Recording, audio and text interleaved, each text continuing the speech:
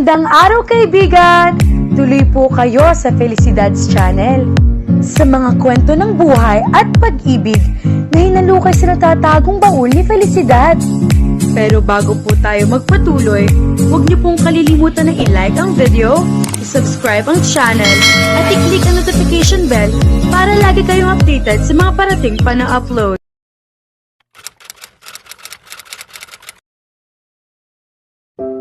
Nang nasa daan na sila, ay nagsimulang mag-isip si Zaza kung papaano bubuelo rito.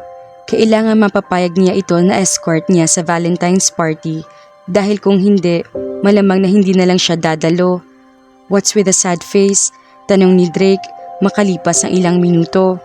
Sandali siyang nilingon bago ibinalik ang atensyon sa daan. She sighed, wala akong date sa Valentine's party namin. Pinalungkot pa niya lalo ang muka. Ilang gabi na niyang pinag-iisipan ang mga sasabihin sa sandaling makausap niya ito ng sarilinlan. Kailangan niya mapapayag ito. Tiyak niya maiinggit ang mga classmates niya kapag si Drake ang escort niya.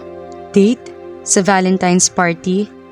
Malapit na nga pala mag-Valentine's Day Ang mga classmates mong lalaki, wala ba nag-alok sa iyo maging partner nila? Aba, kung kasing edad ko sila at classmate kita, hindi ko papalampasin ang okasyong ito. Well, I'm glad you think that way, pero nakakalungkot isiping wala nga nagyayaya sa akin. That was a lie. May kanya-kanya na silang date. I'm going to be a wallflower. Himutok niya. Problema nga iyan. Huwag ka nalang dumalo para hindi ka maging wallflower. I can't. Protesta niya. Napaangat ang likod sa sandalan. Ako ang isa sa mga organizers ng party na ito. Vice President ako ng Student Council, Drake. Sandaling nawalan ito ng sasabihin. Sinamantala niya ang pagkakataon. Ikaw na lang kaya? Napahalakak ito. Wow, hindi na ako bagay para sa Valentine's party niyo, Zaza. Sige na please. Please, pamimilit niya. Lahat ng mga classmates ko ay tiyak na naroroong lahat. At ako pa ba naman ang hindi dadalo?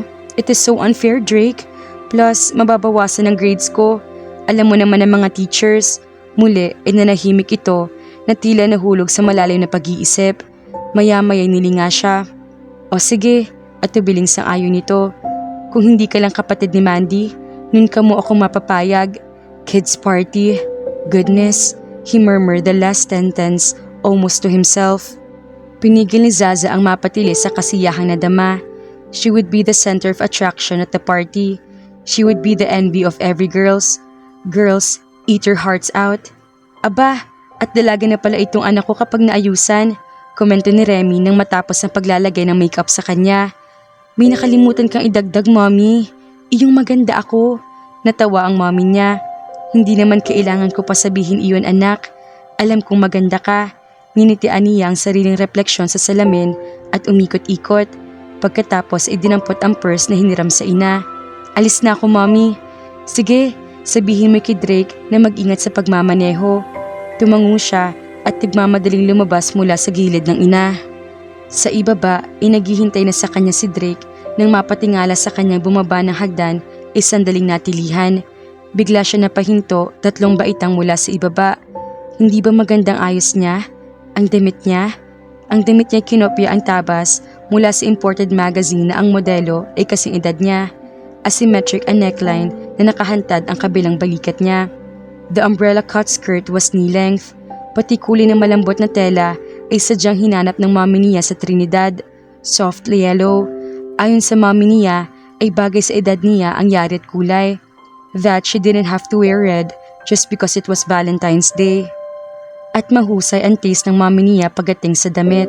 Ang makeup naman niya ay mommy niya rin ang nag-apply na kung tutuusan sa halos 2 oras nila sa itaas ay tila wala naman siyang makeup. At ang hanggang balikat niyang buhok, ayon sa mommy niya, ay hindi na kailangang ipaayos pa. Pagkatapos niya mag-shampoo, ay ipinablower niya sa mommy niya at hiniyaang nakalugay. Do I look alright? Walang katiyakan tanong niya sa pagak na tinig. Humakbang papalapit si Drake sa hagdanan. Ang mga matay sinuyod ang kabuuan niya. Looking alright is an understatement, sweetheart. Wika nito. You're lovely. Napahugot siya ng marahang hininga at kumislap ang mga mata. Hindi mo ako binobola lang? Isang masuyong ngiti ang pinakawala ni Drake at inabot ang kamay niya at inakay siya pababa sa natitirang huling mga baitang. You'll beat them all, Zaza. You will be the loveliest girl tonight. Nag-uumapaw ang kasiyahan sa dibdib niya. Let's go then. Hindi nagkabula ang sinabi ni Drake. Pagpasok nila sa auditorium ay hindi na nawala ang paningin ng mga tao sa kanilang dalawa. Hindi solo ni Drake ang attraction dahil nakikita niya ang inggit sa mga mata ng kababaihan habang hinahagod ang tingin ng damit niya. Halos lahat ng mga babae ay may shade ng pula ang suot na damit kung hindi man pulang-pula. Kahit si Amanda ay pula ang suot at lantarang ipinakikita ng karamihan sa mga estudyante ang paghanga sa escort niya. Ang mga classmates niya ay gustong maipakilala sila rito. Hindi niya maiwasang hindi tumaas ang noo. She had never felt prouder. At nang magsimula ang sayawan ay hindi si Drake ang una niya nakasayaw dahil hindi ito makawala sa mga babaeng teachers na nakikipag-usap dito at hindi na din naman siya pinakawala ng mga boys. Every piece never miss, from one boy to another, including Amanda's ate, which she tried to ignore and she was enjoying. May mga nagpapahiwatig na gusto siyang ligawan pero hindi niya binibigyan ng pagkakataon. Ang dati na niyang maniligaw ay lalo pa naging masigasig sa pakikipag-usap sa kanya. Pero wala siyang gusto kahit isa sa mga iyon. Para sa kanya ay mga totoy pa mga ito. At ngayon lang niya naranasan ang ganoong uri ng atensyon mula sa mga boys. Aminin man niya o hindi, nakadagdag iyon ng kumpiyansa sa sarili. Lalo na nang mapili siya bilang Miss Valentine. Ang Mr. Valentine ay si Eric, ang escort ni Amanda. Halos hating gabi na nang ayawan niya ang bawat lumapit sa kanya upang isayaw siya. Napapagod na siya. Pumailan lang sa ere ang Barbra Streisand's version of Some Enchanted Evening. Some enchanted evening you may see a stranger. You may see a stranger across a crowded room. And somehow you know even then. Her eyes searched the sea of faces and saw Drake at the dance floor. Halos hindi ito makalusot sa maraming parehas at natatawang inilahad ang mga kamay sa kanya. Mabilis siyang tumayo at sinalubong ito sa dance floor. And night after night, stranger it may seem, the sound of his laughter will singing your dreams. She went into his open arms smoothly. May I have this dance, Miss Valentine? Oh Drake, nakatingala siya rito. Akala ko'y wala ka ng balak isayaw ako. Umangat ang mga kilay nito. Hindi ka nababakante, sweetheart. Isa pa'y kailangan pagbigyan kong isayaw, isa-isa ang mga teachers ninyo at ang ilang classmates mo. Munti ka nang hindi makalusot. She giggled. Well, I saved this last dance for you. Drake smiled down at her. I thought you would. Hinapit siya nito at inihilig naman niyang ulo niya sa dibdib nito. Who can explain it? Who can tell you why fools tell you why? Wise men never try. She dreamily closed her eyes, wishing for the music not to end. Kung titigil sa pag-inog ang mundo at manatili sila nakatayo roon at nakayakap sa kanya si Drake, ay mamatamisin niya. When you find your true love across a crowded room and fly to his side and make him your own, all through your life, you dream alone. Once you found him, never let him go. Ang gabing iyon ang pinakamasayang gabi sa buhay ni Esperanza. 12:30 na nang ipara ni Drake ang kotse nito sa harapan ng bahay nila. Patay ng lahat ng mga ilaw. Panatag ang ina at kapatid dahil si Drake ang kasama niya. Nasa balkonahe na sila at ipapasok na ni Drake ang susi sa pinto nang hawakan niya ito sa balikat. Gusto kitang pasalamatan, Drake. This is the most wonderful night of my life. He grinned, perfect with white teeth flashing in the semi-darkened balcony. I am glad to be of service, sweetheart. To tell you frankly, I enjoy the night too. I thought it would be bore me to death. Then make it perfect. Kiss me, she said brazenly. Nawala ang ngiti sa mga labi nito. What? Oh please, Drake, don't be shocked. Hindi ba natural lang naman na pagkatapos ng party at inihahatid na ng guy ang babae sa bahay nila ay hinahagkan ito? Oh, okay. Tumangutango ito at muling ngumiti. Yumuko ito at hinagkan siya sa pisngi. A chaste kiss na para bang kuya niyang humahalik sa kanya. Napaungo siya sa pagkadismaya. Hindi ganyan ang ibig kong sabihin. Parang halik ni kuya yan eh. Tumikhim ito at tinitigan siya. Muling pumormal. Don't be silly, Zaza. I cannot. Of course you can. Sinabi mo lang kanina na akong pinakamaganda sa lahat ng naroroon sa party. Pretend I'm not your friend's sister, Drake. Pretend I'm your girlfriend and I can't do that. I mean pretend. You are Maddie's little sister. Ano man ang sabihin mo, hindi ko magagawang gawin iyon at sirain ang tiwala ng mommy at kuya mo sa akin. Wika nito sa kakaibang tono. And you're only 15, Esperanza. For crying out loud. So please, pumasok ka na at lumalamig ng hangin. Baka masipon ka. Nanatili siyang hindi kumikilos at nakatitig lang dito sa dilim.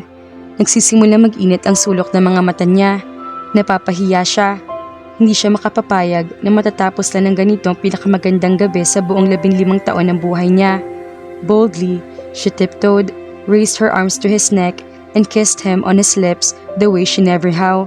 Narinig niya ang malakas na paghugot nito ng hininga. Naramdaman niya mahigpit nitong pagkahawak sa dalawang braso niya na marahil ay upang alisin sa leeg nito.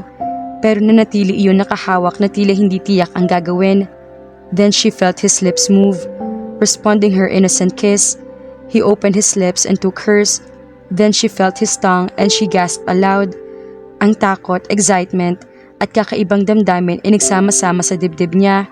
Kung dahil sa malakas niyang pagsinghap o kung ano man ang dahilan, mabilis itinigil ni Drake ang halik. Inalis nito ang mga kamay niya sa leeg nito. Mailang sandaling nakatitig ito sa kanya. Then in a gruff voice, he said, "Get inside, Esperanza.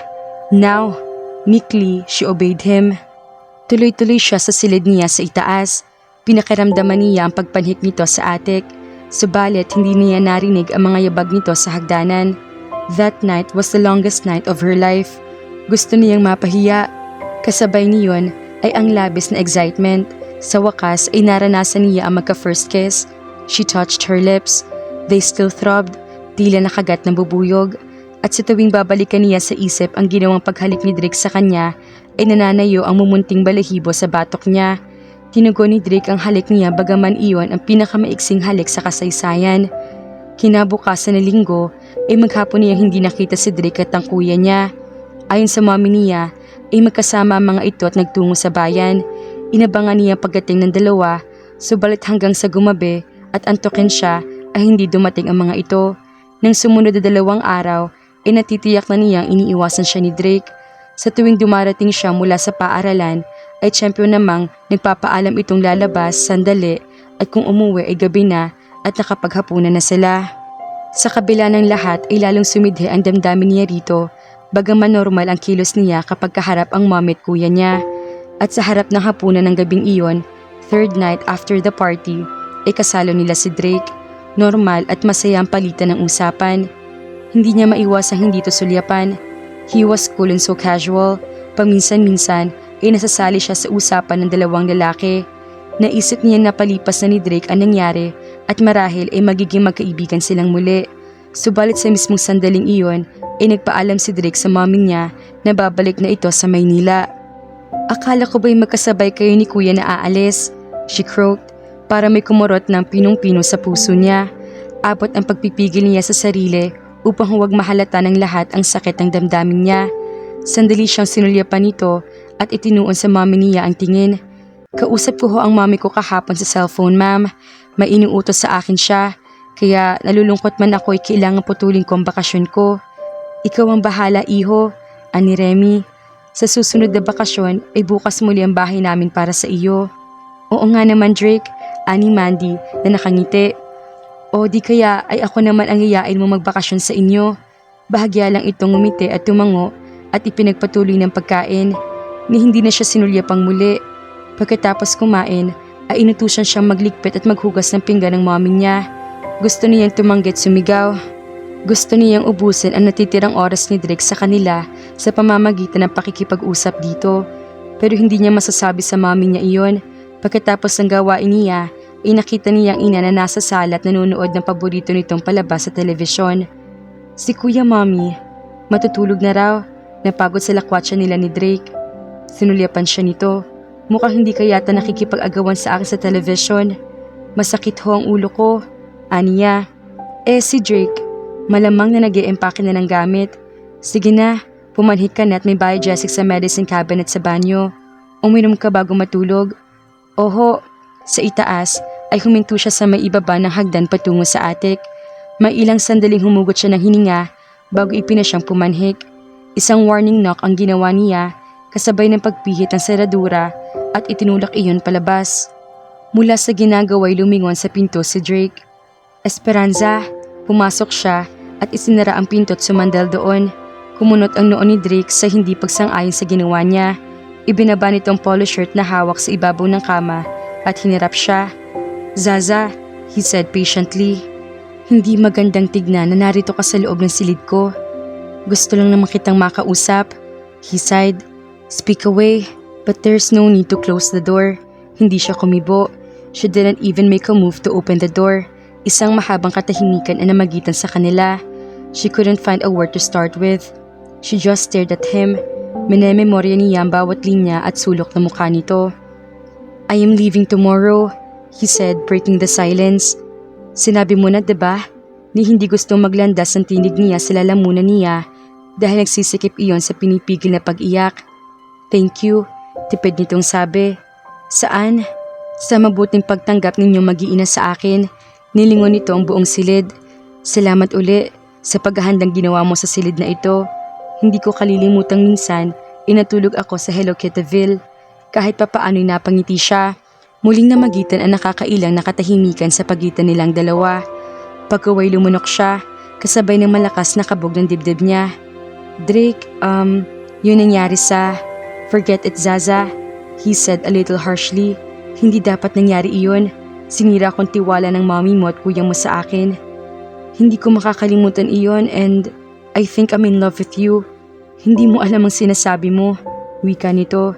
And Esperanza caught something in his eyes she couldn't recognize. You're only 15? Hindi naman ako 15 habang buhay, she returned breathlessly. Napabuntong hininga ito. Totoo naman, pero kapag lumaki ka na at nagdalaga, magbabago ng pananaw mo sa buhay. Umiling siya. Mariin.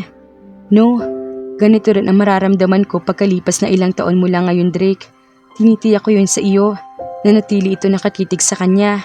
Blanko ang muka. Please wait for me, Drake. I'll grow up someday. I will save all my kisses just for you. Madamdaming deklara niya. A grin broke his face. That sounds familiar. Napalunok siya. Para lang idiniin ang punto ay hindi niya namalayang linya na ng kantang sinasabi niya. She groaned inwardly. Lumapit ito sa kanya, then he lifted her face with his forefinger. I care for you, sweetheart, he murmured and gently kissed her on her lips. Zaza felt like the world had tipped on its axis. Pagkatapos ay binigyan nito ng distansya ang pagitan nilang dalawa. Alright, and when you're old enough, we'll talk again. I promise. Promise? She said breathlessly. Cross my heart and hope to die. Nasisiyahang ngumiti siya at nang hawakan sa pangakong iyon. Subalit iyon ang huling pagkikita nilang dalawa dahil kinabukasan magising siya'y nakaalis na ito. Sa nakalipas na mga taon ay ni walang sulat o balita man lang mula rito. Kahit ang kuya niya ay wala ring balita tungkol dito. Iyon ang kauna-unahang pagkabigong dinanas niya. Tinupad ko ang pangako kong susulatan kita, Zaza. She blinked. What? Tanong niya at itinuon ang mga mata nito. It was as if they both had walked down memory lane. Hindi na kami naging magkaklase ni Mandy nang sumunod na semester dahil nag-shift ako sa commerce. Sa loob ng semester na iyon ay 2 beses kami nagkita ni Mandy at kinumusta kita sa kanya. Sa huling pagkikita namin, and that was the Christmas vacation, ibinigay ko sa kanya isang kapirasong note para sa iyo. A simple hello and how are you note. You did? Manghang sabi niya. I won't lie about that, Zaza. Asked Mandy. Although in all honesty, he sighed. Deep inside me, I wished you wouldn't reply the note back. Why? She tried to hide the hurt in her voice. You were young, sweetheart. I sent you a note only to keep the promise I made. Hindi ko gustong palawakin ang batang damdaming iniukol mo sa akin noon. Nang sumunod na semester ay hindi na kami nagkita ni Mandy. Lumipat siya ng kolehiyo. Gusto niya mag-abroad at maging kapitan ng barko. Hindi niya alam kung paano ang iisipin. Marahil inalimutan ng kapatid niyang iparating sa kanya ang pangungumusta nito. At maging ang munting mensahe ay tsak na nawala na rin sa isip nito. Gusto niyang sabihin dito may landline naman sila at na sana ay tinawagan siya nito. Pero sinabi na nitong hindi nito gustong palawakin ang anumang damdamin mayroon siya para dito. Marami nangyari sa buhay ko, Esperanza. Most of it, pampamilya. Nang magtungo ako sa San Ignacio, ay paaral lang ako ng stepfather ko sa paghihimagsik ng unang pamilya niya. He sighed, "I'll tell you about it someday. But for now, gusto kong ituon mo ang pag-iisip mo sa iniaalok ko sa iyo." Tumango siya. Kailangan ko nang bumalik sa opisina. Nang mag-akma siyang tatayo, ay pinigil siya nito. His hands on her arm was like a hot plate, burning her skin. Muntik na niyang hilahin ang braso palayo rito. Pareho tayong walang commitment. Nang sabihin mong wala kang boyfriend, ay kumpirmasyon lang iyon sa sinabi ni Andy. Wala kayong karapatang pag-usapan ako. She hissed. Nabigyan siya ng pagkakataong hilahin ang braso niya. Kung sinabi mong may boyfriend ka na, ay hindi ko iaalok sa iyong bagay na ito, Zaza. I really need your help. She felt like her head would blow any minute. Naguguluhan siya. You said I have 2 days to think about it. Sumunga ang pag-asa sa mukha nito. Will you consider it? At naakma siya magbubuka ng bibig, ay agad itong dinugtungan ng sinabi. I am willing to compensate for your help, Zaza. Financially. Magsabi ka ng halagang. Her eyes flashed anger. Binibili mo ba ako, Drake? This is a business proposal, Sasa. Kailangan pa naging business proposal ang pag-aalok ng kasal. He offered to marry her for her mother o kung sa ano pa mang kadahilan ng pampamilya. Those things didn't matter to her. Kundi iyong hindi gusto ni Andrick na matali magpakailanman. He didn't need a wife, just someone to marry for legalities. No emotions involved, no strings attached, purely business. Pero bakit parang gusto na niya ngayon pa lang ay pumayag na sa inaalok nito na hindi na niya kailangan ng 2 araw para mag-isip. I care for you, sweetheart. When you're old enough, we'll talk again. I promise. Did he really mean it when he said that to her 10 years ago? O baka sinabi lang nito iyon upang maging madali ang pag-alis nito? Kailangan ko nang bumalik sa opisina, Drake. She said, ibigay mo sa akin ang telepono mo at tatawagan kita 2 araw mula ngayon. Tumango ito. Mula sa wallet ay inalabas nito ang isang calling card at ibinigay sa kanya. Tinawag nito ang waiter at nang lumapit ay ibinigay ang credit card. Hanggang sa maihatid siya nito sa opisina niya ay walang usapang namagitan sa kanilang 2. Kung hindi ka tatawag ay maiintindihan ko, he said and gave her a mirthless smile. Nahinto siya sa akmang pagbaba sa kotse. Out of curiosity, kung hindi ako papayag, mayroon ka pa bang naiisip na iba? Sandali ito nag-isip. Pagkaway nagkibit ng mga balikat. My last resort is Cybele. At bago niya maitanong kung sino si Cybele, ay mabilis nitong dinugtungan ng sinabi. I've known her since she was a child. She detected fondness of his voice. She wanted to ask him why he didn't offer it first to this woman, but no words came out of her mouth. She guessed she didn't want to know. May sakit na kumidlit sa puso niya. Tuluyan na siyang bumaba sa sasakyan at lumakad papasok sa office building. She wished with all her heart that she and Amanda were still friends so she could tell her about Drake. Pero pagkatapos ng Valentine's party na iyon ay nanlamig ang pakikitungo sa kanya ni Amanda dahil kahit na nasa party ay siyang pinagtuunan ng atensyon ni Eric at sinubukan ligawan ng sumunod na mga araw. Nang sumunod na buwan ay graduation na nila at bagaman mainit niya itong binati ay kabaliktaran naman ang kay Amanda. 2 months later, her family migrated to the States and that was the end of their friendship. You're in big trouble, honey, tudyo ni Susie kay Drake. Mula sa pagkakatanaw niya sa binata ay nilingon niya ito. Ang magagandang binte ay nakahantad dahil nakaupo ito sa gilid ng office table niya. Hindi niya inaasahan ang pagdating ni Susie sa lipa upang kausapin siya. But knowing Susie and Belind, hindi na siya dapat magtaka. The woman was stunning. Though her spaghetti-strap spandex blouse and black leather miniskirt was too slutty for his taste, hindi na niya pinagkakaabalahang basahin pa ang kopya ng testamento na ipinadala sa kanya ng abogado, pero napag-alaman niya mula rito na iniwan lang ni Roldan ang ex-wife ng kaunting halaga. Susie was given a 5% share of stocks sa Lourdes Films bukod pa sa cash na nagkakahalaga ng $250,000. Hindi na siya nagtaka nang sabihin ng abogado naghisterya si Belinda at nagbabalak i-contest ang testamento. Why not marry me? Sa ganoon, lahat ay maligaya. She broke into his thoughts. He hadn't even considered that. Marrying Susie wasn't an option. Muli niyang ibinalik ang paningin sa labas ng bintana. Nakatanaw iyon sa mataong kalye ng lipa. It's 5:30 in the afternoon at nagsimula na magkislapan ang mga neon lights sa mga buildings at billboards. Ito ay ikalawang araw mula nang huli sila mag-usap ni Zaza pero hindi pa rin ito tumatawag. And he couldn't blame her. Makalipas ang maraming taon ay muli siyang sumulpot at tahimik sa kontento nitong buhay para lamang guluhin ang isip nito. Hindi niya namalayan ang paglapit ni Susie sa kanya. Pinaglandas nito ang daliri mula sa batok niya at ipinaduos-dos iyon patungo sa ugpungan ng sports shirt at jeans niya. Dahan-dahan nitong hinugot ang sports shirt niya mula sa pagpapakailalim sa jeans at muntik na siya mapaigtad nang maramdaman ang mga labi nito sa balat niya. I've always wondered how you taste, Drake. Wika nito na umikot sa harap niya. Ang mga mata nito ay nanunukso habang nakatitig sa kanya habang ang mga kamay naman nito ay abala sa pagtanggal ng snap ng jeans niya. At nang magtagumpay ay ibinaba nito ang zipper ng maong niya. Stop it, Susie. Awat niya rito. Nasa loob tayo ng opisina ko. Anumang oras ay baka pumasok si Lyda. If you noticed, I locked the door when I came in. Malambing nitong sabi at ipinagpatuloy ang ginagawa. Napahugot ng marahas na hininga si Drake nang ilabas nito mula sa jockey niya ang kanyang pagkalalaki. Na hindi man niya gustuhin ay kusang tumutugon sa panunokso nito. Susie gasped aloud. I have always fantasized you, Drake.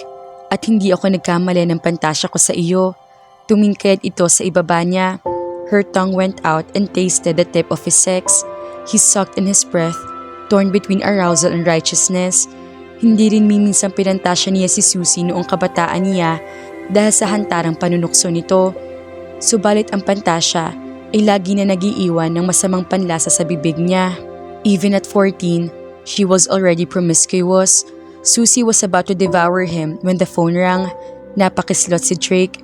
Reflexively, inalayo niya mukha nito mula sa pagkakasubsob nito sa harapan niya. Don't answer the phone, Drake. Anito, nasa tinig ang pananabik. Tiyak na sasagutin sa labas ng sekretarya mo iyan. It's my private line, Susie. Itinataas niya ang zipper ng jeans niya habang lumalakad patungo sa telepono. Dinampot niya iyon. Hello? Drake? Came the familiar voice from the other line. He held his breath. Zaza. Alright, I'll marry you. Pero may kondisyon. I'll be there tonight and we'll talk about it. Iyon lang at pinutol na niya ang linya. He returned the receiver to its cradle. A smile of satisfaction came out of his lips. Who was that? She frowned. Napalingon siya kay Susie, smiled at her. My bride-to-be. I am sorry if you won't receive any invitation, Susie. It's going to be a private wedding. Unti-unti ang paggitaw ng galit sa mga mata nito. Hindi mo magagawa ito, Drake. Iko-kontesta ni Mama ang testamento ni Roldan sa lahat ng korte. Hindi kami papayag na mauwi sa ina mong kayamanan niya. He sighed. You know what, Susie? Kung hindi ko kilala ang mama mo at ang lifestyle niya, kung hindi ko alam kung paano siya maglustay ng pera at kamuhian nito si Tito Roldan noong nabubuhay pa ito, ay baka sakali makipagnegosasyon pa ako sa inyo. Pero ang punto, hindi gusto ni Tito Roldan na mapunta sa inyo ang alinman sa mga ari-arian niya. Nanlilisik ang mga matang dinampot nito ang bag sa ibabaw ng mesa. That bastard! Buong buhay ko ginugol ko sa pagsisikap na mapalapit sa matandang iyon. Tiniis kong lahat ng mga pambabaliwalan niya sa amin ni Mama. Sinikap kong mapalapit sa kanya. Magkunumang mabait sa mama mo. Iyon pala ay iyon lang ang mamanahin ko. Kalahating milyon ang iniwan niya para sa iyo, Susie. At may 5% kang stock sa Lourdes Films. Hindi pa ba sapat iyon sa isang hindi man niya kadugo? Fuck you, she hissed. Sinundan niya ng tingin ang paglabas nito sa pinto na kung walang automatic door stopper ay baka nagawa nitong ibagsak iyon. Please come in. Zaza's breath caught in her throat at the sight of him.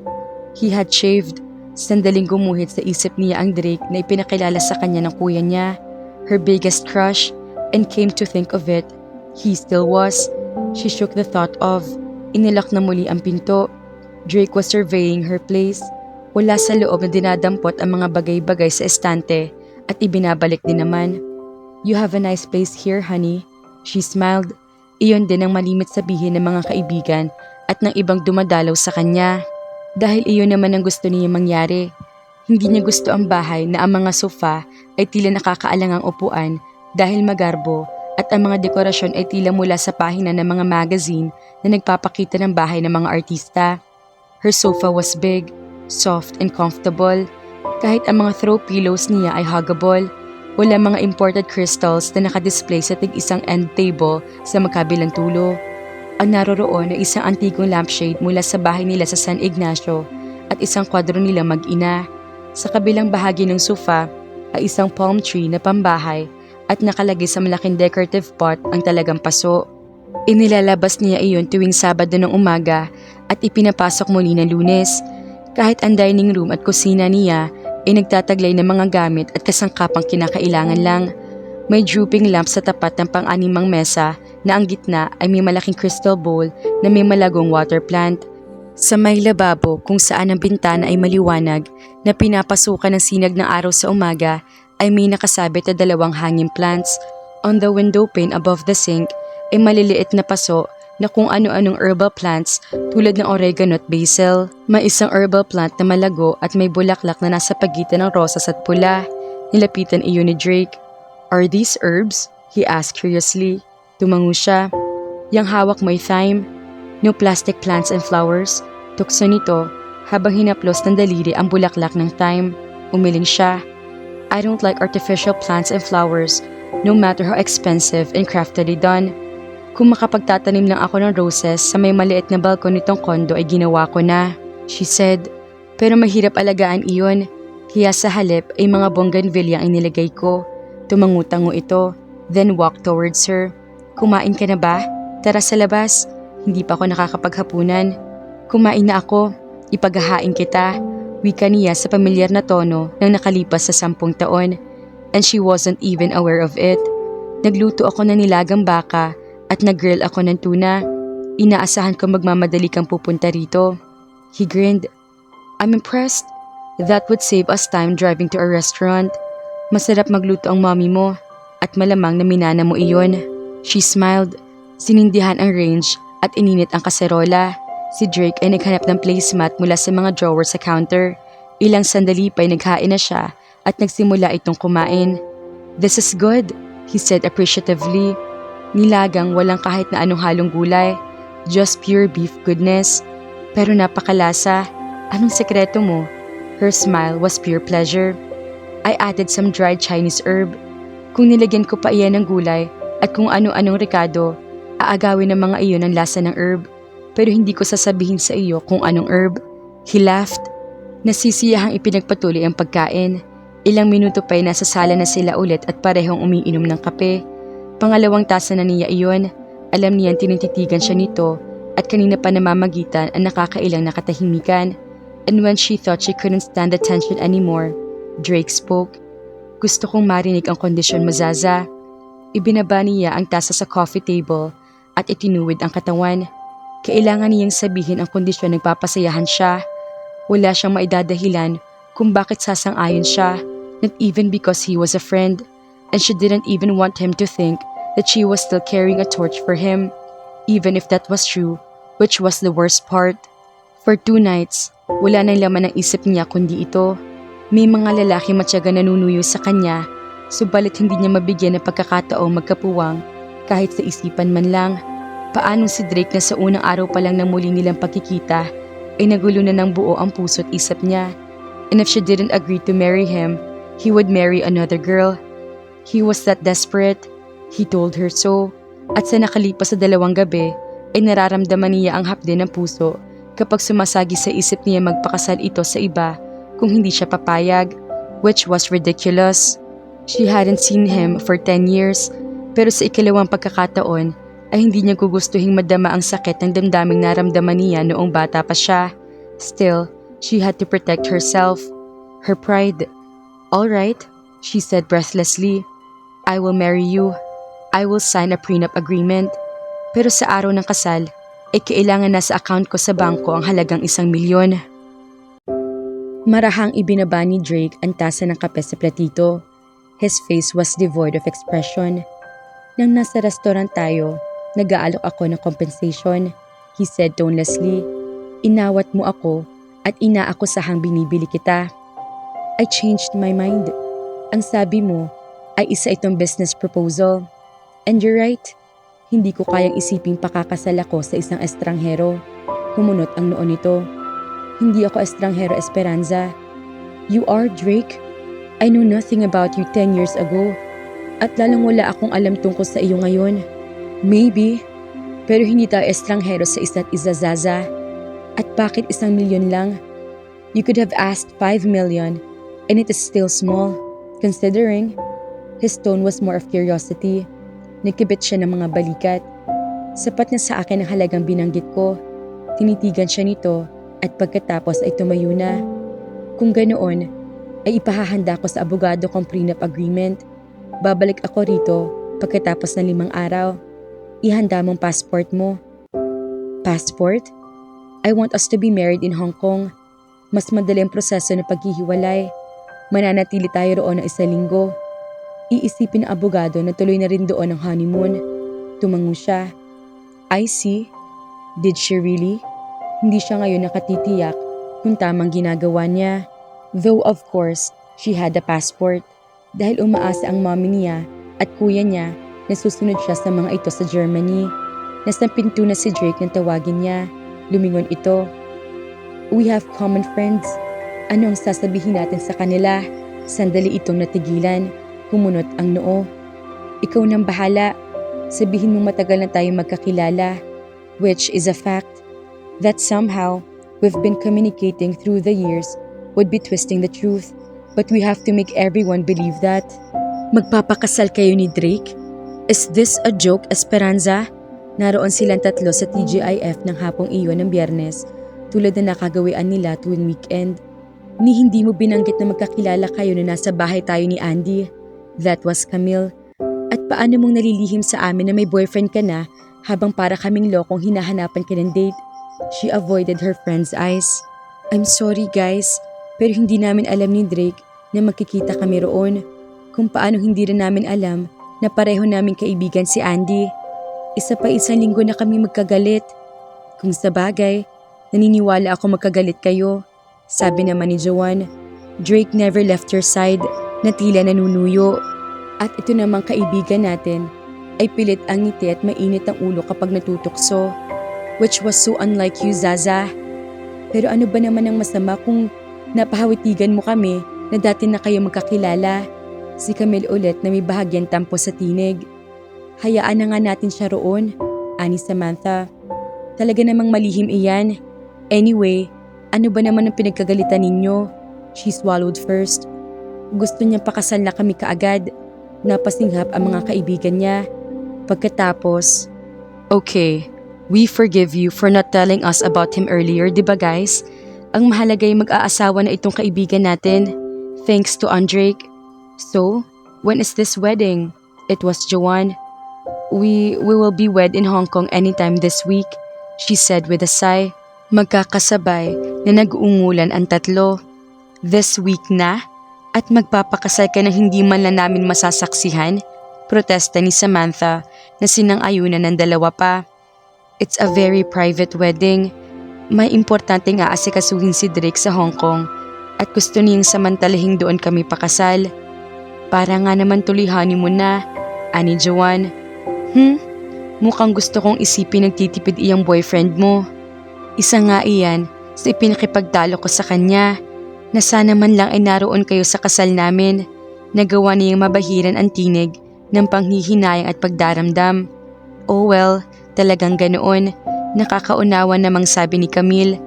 Ang importante ay magpapakasal ka na, diba guys? Sa pilitan nagsipagtanguan ng tatlo. Muli ay sinasalakay siya ng guilt.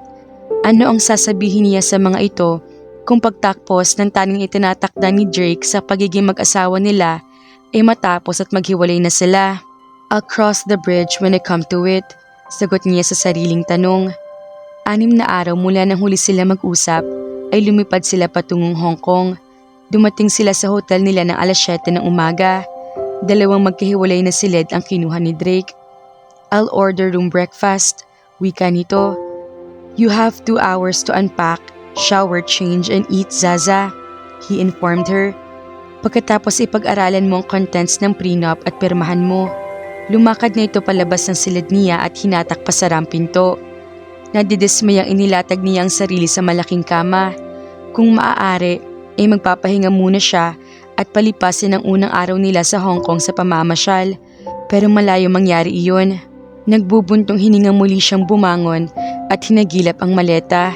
Kumuha roon ng gamit at pagkatapos ay pumasok sa banyo. Pagkatapos niyang maligo ay hustong dumating ang room service. Nag-aalmusal siya habang dinaanan ng tingin ang mga terms and conditions sa prenup. Kung ano man ang nakasulat doon ay hindi malang nag-sink in sa isip niya. It didn't matter. Ano bang dapat niya ipaghabol kay Drake o nito sa kanya? With a sinking heart, pinirmahan niya ang mga dokumento. Hindi nagtagal, ay kumatok sa pinto niya si Drake. Nakapag-shower na rin ito at napilitan na ang suot nitong blue jeans at sport shirt kanina.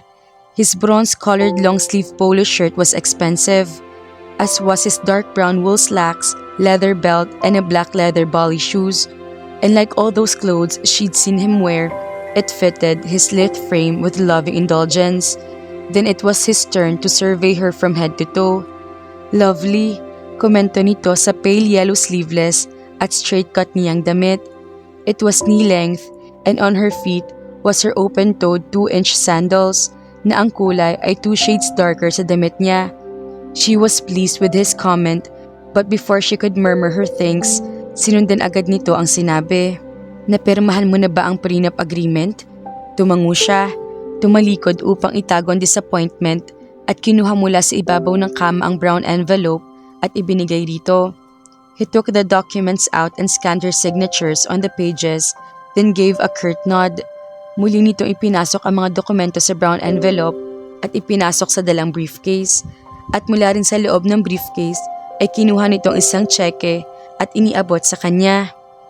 "You're 1 million, sweetheart." His voice was void of any emotion. Gayunmay, hindi niya maiwasang makadama ng usig ng budhi. She avoided his eyes. Inabot niya ang tseke at wala sa loob na ipinasok sa handbag niya. "Kung nakahanda ka na tayo na," he said. Tumango siya. Her wedding day, ang pinakaaasam ng maraming babae sa buhay nila. And yet, she felt like a lamb going to a slaughterhouse. Inaasahan niyang sa opisina ng judge sila pupunta. But she was wrong. Isang kilalang Chinese restaurant ang pinagdalhan sa kanya ni Drake. Sa second floor ay sinalubong sila ng receptionist at iginiya sila sa isang malaki at sulok na mesa. Naroon ang Chinese judge na kaibigan ni Drake na nang makita sila kaagad at tumayo at kinamayan silang pareho. At dalawang babae. Isang ang edad ay nasa pagitan ng 24 at 27 at isa nasa 40 na marahil. Pareho mga Pilipina ay siya magiging testigo sa kasal nila. Ipinakilala siya sa mga ito bilang mga empleyado ng Overview Jeweler, which she would learn later that Drake was the half-owner. Nang walang maraming usapan, inilabas ng judge ang mga dokumento. She was in a haze. Alam niya naroroon ang mga ito sa palibot ng malaking mesang bilog pero hindi malinaw sa kanya ang mga mukha ng mga ito. Automatikong ginawa niyang pagtango sa mga sinasabi na karamihan ay bahagya ng rumihistro sa isip niya at ang pagperma sa mga dokumento ng kasal. She hadn't expected this kind of wedding. She might be a convenient wife pero sana man lang ay dumana sila ng ritual vows. Even the perfunctory kiss was missing.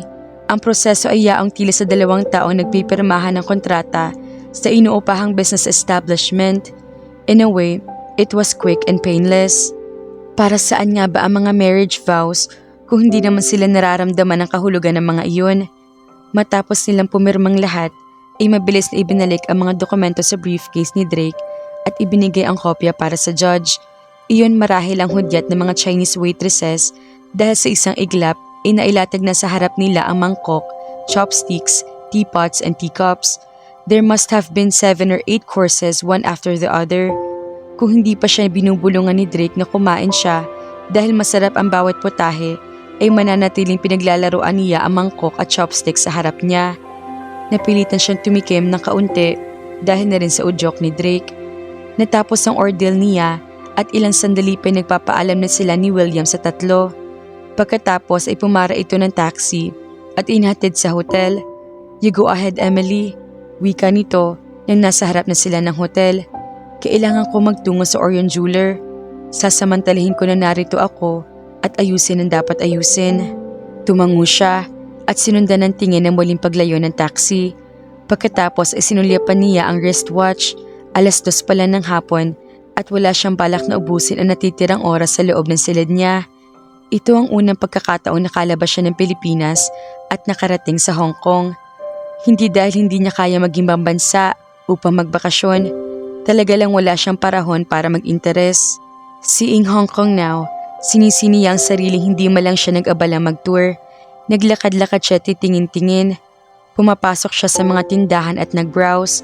Iniwasan niyang pasukin ng designer shop dahil baka may magustuhan siya at mapilitan siyang gumamit ng credit cards para bilhin iyon. Para sa kanya hindi praktikal iyon. Hanggang sa makarating siya sa isang alley na hele-helera ang mga paninda. Maraming taong namimili, karamihan ay mga turista.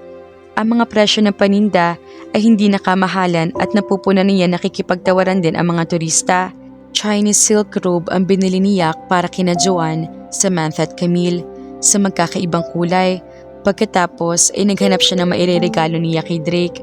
Nothing fancy, isang simpleng regalo dahil ikinasal siya rito. This was their wedding day. Ano man ang sabihin niya, ikinasal siya sa araw na iyon at gusto niyang regaluhan ang lalaking pinakasalan. Sa kaiikot ay nakakita siya ng isang keychain. Natabunan na iyon ng ibang paninda at nasilip niya nang angatin niya nasa ibabaw niyon. Hindi iyong kamukha ng mga keychains na nakikita niya mula pa kanina. Wala iyong kamukha sa ilang stall na dinaanan na niya. It was a miniature pirate's boat in bronze and silver. It was well crafted and unique. Kahit ang pagkaka-emboss ng bungo na may X sa isang bahagi ng miniature boat. Nang tanungin niya ang halaga ay napasingha pa siya. Nag-iisa lang daw kasi yon. Nagsikap siyang tawaran pero hindi pumayag ang tinderang incheck. At dahil gusto niya, binili niya ang keychain at pinabalot sa box nito. Nang lumabas siya sa alley, ay noon lang niya napunan pawala ng araw at hindi pamilyar sa kanya ang lugar na nilabasan niya. Pinalikan niya ang pinanggalingan, subalit nagkaligaw-ligaw na siya dahil hindi naman niya binaybay ang tuwid ng alley kanina. At nang muli siya makalabas, lalo na niyang natiyak sa sariling naligaw siya. Sinikap niya magtanong sa nakakasalubong kung saan ang daan pabalik sa hotel. Ang mga kabataang nakakaintindi ng English ay itinuro siya sa magkakasalungatang daan. Ang mga matatanday umiiling. Ang ilang foreigners ay kung saan-saan din siya itinuro. Sinikap niya maghanap ng kahit na isang Pilipino ng pagtatanungan. Subalit ay dalawang napagkamalaan niya mga Pilipino ay mga Indonesian pala at hindi siya naiintindihan. Helplessly, lumakad siya patungo sa tabing daan at naghanap ng taxi. Sa desperasyon niya ay hindi niya namalayang tumatawid siya upang masindak lang sa busina ng paparating na sasakyan sa kaliwa niya. Isang taong humatak sa kanya pabalik sa rampa. Umusal siya ng pasasalamat sa matandang babaeng incheck. Nakalimutan niyang right-hand drive ang mga sasakyan. Umatras siya at sumandal sa dingding ng isang building. Nagkakagulo ang mga tao sa paligid niya, mga estranghero, at nasa estrangherong lugar siya. Ang panik na unti-unting nararamdaman ay sinikap niyang pawiin. Hindi naman siya tanga at marunong naman siyang bumasa ng mapa. Point was, she'd left the brochures and map at the hotel, thinking she would not be needing those because she was with Drake. Napakislot pa siya nang maramdaman ang vibration ng cellphone niya mula sa handbag niya. Nagmamadaling dinukot niya iyon. Si Drake. Oh, Drake. Hindi niya maikaila ang kagalakan sa tinig niya. Hey, where are you? Muli niyang inikot ang tingin ng paligid. I don't know, Salami, but I got lost. Sinabi niya ang pangalan ng kalye na natatanaw niya at sinabi ang ilang landmarks na maaari niyang sabihin. I'll be there in 5 to 7 minutes. Anito, malapit lang overview dyan. Eksaktong 5 minuto ay naroon na si Drake. Anong nangyari? Agad nitong tanong nang mapuna ang plastic bag sa kamay niya. Oh, you went shopping and got lost in the process. Salami, napapahiya siya pero sinikap niya balewalain iyon. She laughed. I should have brought the map and brochures. He frowned at her. Is this your first time in Hong Kong? Yes, she chuckled. And this is some experience I could tell to my friends. Hindi na kumibo si Drake.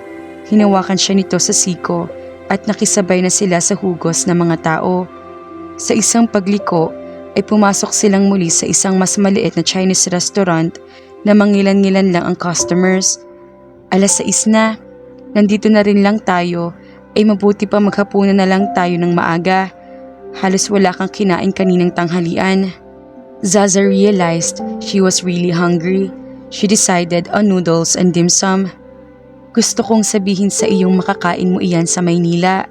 Wika nito, amusement in his eyes. Pero sige, total ay mahigit na masarap ang authentic Chinese noodles kahit sa ganitong di maliliit na kainan. Nakapangalahati na sila sa pagkain na magsalita si Drake.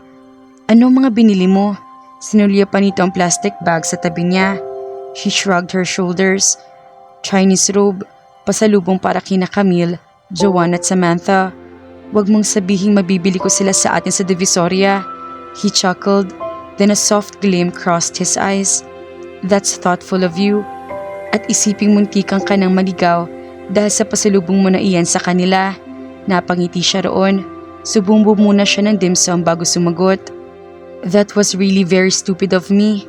Lahat ng tanungin ko ay hindi ko naiintindihan. Don't blame yourself, he said gently. Normal iyon para sa mga first-timers.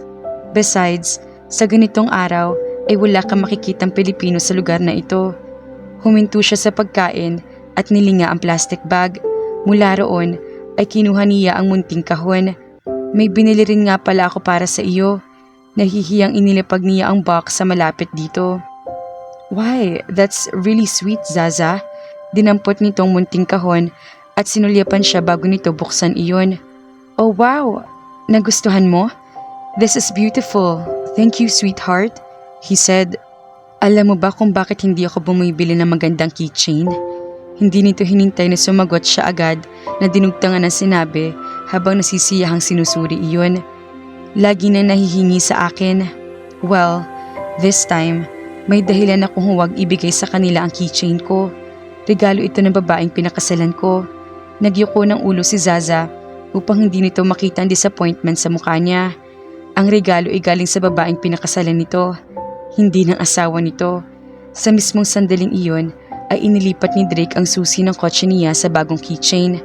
Ang lumang keychain nito ay inilapag nito ng basta na lang sa mesa at patapon na. Pagkatapos ay ito naman ang dumukot sa bulsa at inilabas ang isang kaheta na sa ibabaw ay may nakatatak na Overview Jewelers, Hong Kong. Sa loob niyon ay 2 pares ng singsing, cast in platinum. Inabot ni Drake ang kamay niya at isinuot iyon sa palasingsingan niya. Maang na tinitigan ni Zaza ang singsing, a supposedly eternity ring intended to symbolize everlasting love. But the diamonds only filled half the circumference of the ring. Kahit ang singsing na binili nito'y ni hindi nakuhang ibadya ang totoong kahulugan ng wedding ring kahit sa pakunwaring paraan. Pero gusto na niyang masiyahan dahil kahit paano may simbolo na nagpakasal siya rito. And she even thought he had forgotten about it. Thank you, Drake, pabulong niyang sabi habang isinuot naman itong sariling singsing. Kailangan natin ng mga ito, Zaza. As props, he said. Natilihan siya. Ang bahagyang kasiyahang nadama niya ay naaalala nito ang wedding ring nila ay tuluyang naglaho. Upang hindi gaanong mapunan ni Drake ang sama ng loob niya, ay itinuon niya ang atensyon sa pagkain niya. Ilang subo pa itinulak na niya palayo ang mangkok niya ng noodles. Hong Kong is at its best during the night. I'll show you around. Oh, thank you. Will you take me to the night market? Bahagya nagbalik ang sigla sa tinig niya. He chuckled. How typical. Kumunot ang noon niya. Typical what? Filipino tourist. Napangiti siya at nang mag-angat siya ng paningin dito ay nakatitig ito sa kanya. Pagkaway tumaas ang kamay nito at hinawakan ng baba niya at itinaas. You know what, Zaza? Wika nito. Humaplos sa mukha niya ang hininga nito na biglang may kakaibang init siya naramdamang naglanda sa tiyan niya pababa. Ours was a hasty marriage of convenience, but that does not an excuse for the groom not to kiss his bride. And to her amazement, Drake pressed his mouth to hers and her eyes widened as tingles lanced down her body. She felt 15 again, maliban sa totoong nararamdaman niya ang epekto ng halik nito. His mouth was soft, yet firm, fitting her lips like it was designed specifically for her. Her lips parted slightly and his tongue flicked playfully across her teeth and into her mouth, boldly caressing her tongue and causing the most titillating sensation down to the middle of her thighs. Kasabay ng damdaming iyon ay ang realisasyong kung nasaan sila. Mabilis siyang kumawala at sumandal sa sandalan. Then she turned around her guiltily. Subalit nasa isang sulok na mesa sila, bukod pa sa wala namang gaanong tao sa restaurant. Kung may nakapong naman sa ginawa nila'y hindi na lang pinansin ng mga ito. Oh well, Europeans were most permissive. Hindi kasama sa usapan natin yan, she said breathlessly. Frankly, Zaza, you're so kissable that you made me forget where we are, he said in a gruff tone. Pinamulahan siya ng muka, and she couldn't even think of a reply if her life depended on it. Nagising siya sa tunog ng telepono sa tabi ng kama. It was Drake. Ayon dito, ay nasa coffee shop na ito sa ibaba. It was 9:30. Tinanghali siya ng gising. Pasado 11:00 na makabalik sila sa hotel. Lahat ng maaaring puntahan sa limitadong oras ay pinuntahan nila. Sa tram sila sumakay sa pamamasyal nila at pinili nito ang top deck sa pag-iikot sa buong syudad. She had never been happier, not because she had seen Hong Kong for the first time, but because she was with Drake. Ang braso nito, kung wala sa mga balikat niya, ay nasa baywang niya. Hindi na naulit ang halik, subalit hindi niya minsan na punan nakatitig ito sa kanya. Sa mga labi niya, his expression unreadable, at ang halik na iyon sa restaurant ay dahilan ng pagkapuyat na. Kung paanong ilang gabi rin siyang hindi pinatulog ng halik nito 10 taon na nakalipas. Tumayo siya at tinungo ang banyo. Pagkatapos niyang maligo at magbihis, ay bumaba na siya patungo sa coffee shop. Agad niya natanaw sa Liam na kinawayan siya. Nasa sulok na mesa ito. Tumayo ito na nasa malapit na siya. Hinila ang silya sa harap nito at naupo siya. Lumapit ang waiter at ibinigay ni Zaza ang order niya. Kailangan nating bumalik na sa Maynila ngayon bago mananghali, Zaza. Wika nito nang wala anumang pakasakalye. Babalik na tayo? She couldn't hide the disappointment in her voice. I'm sorry, Zaza. Tinawagan ako ng abogado ng stepfather ko dahil may problema sa Lourdes Films. Ginugulo na ex-wife ni Tito Roldan ang mga empleyado. Nagpatawag ng board meeting si Mrs. Minerva Ilagan, ang vice president. That would be 3 days from now. That would also be an appropriate time for my appointment as president and CEO of Lourdes Films. She nodded absent-mindedly. I guess I have to pack now. Sa ibang pagkakataon, ay bumalik tayo dito. Wika nito sa seryosong tinig habang nakatitig sa kanya. Wala tayong gagawin kundi mamasyal at pupunta tayo sa mainland China. She felt the surge of excitement, pero kung gaano kabilis niya naramdaman iyon, ay ganoon din kabilis naglaho. She sighed.